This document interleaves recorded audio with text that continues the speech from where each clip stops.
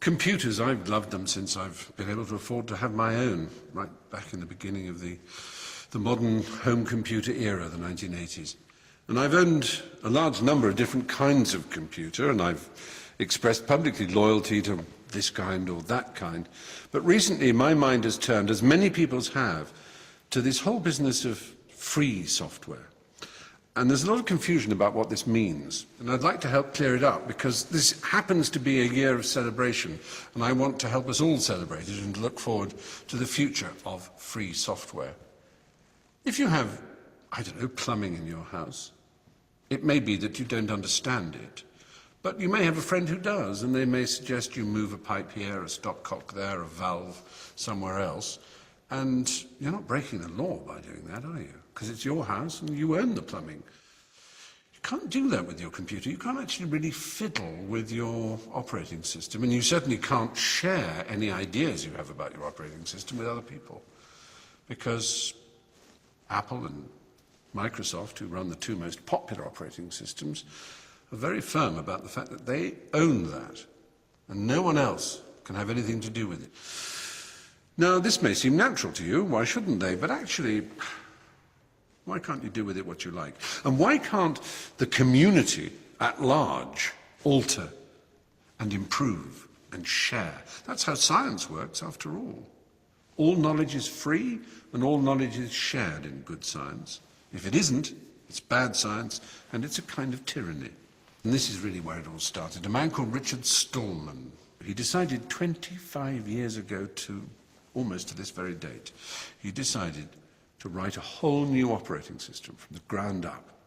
He called it Canoe, which stands for Canoe is not Unix, because it isn't. It's similar to Unix in many ways, but every element of it, every module, every little section of the code, and it's a gigantic code because it's to run on many, many platforms, is run by the community, is run by coders out there who are welcomed into the Canoe community to help improve the software. Every distro, as they're called, every distribution of Canoe is tested and worked upon and refined by people whose only interest is in creating the perfect operating system that can be used across the spectrum of platforms by as many users as possible.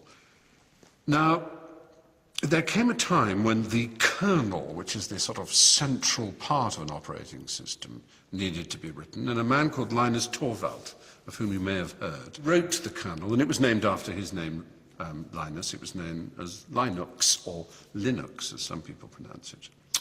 And Linux is the kernel that runs within Canoe.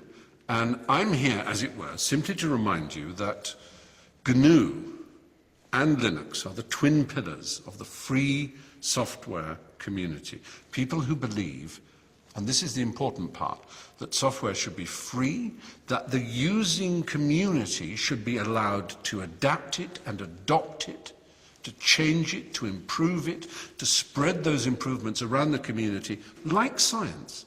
That's basically what it's saying. In the same way that good scientists share everything and all knowledge is open and free, so it should be with an operating system. So if you're a supporter of Canoe, if you're a supporter of Linux and Free Software Foundation, well, what can I do, you're probably wondering.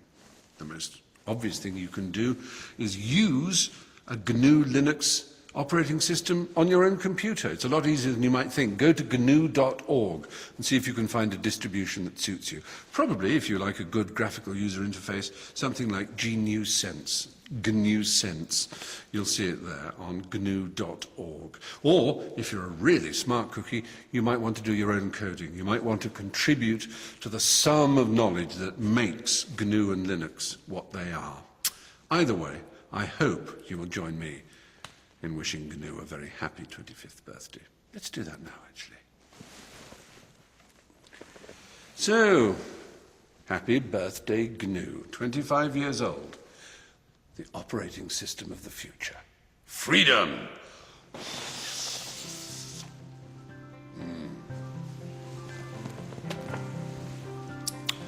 Chocolatey good. The tastiest operating system in the world. And it's all free.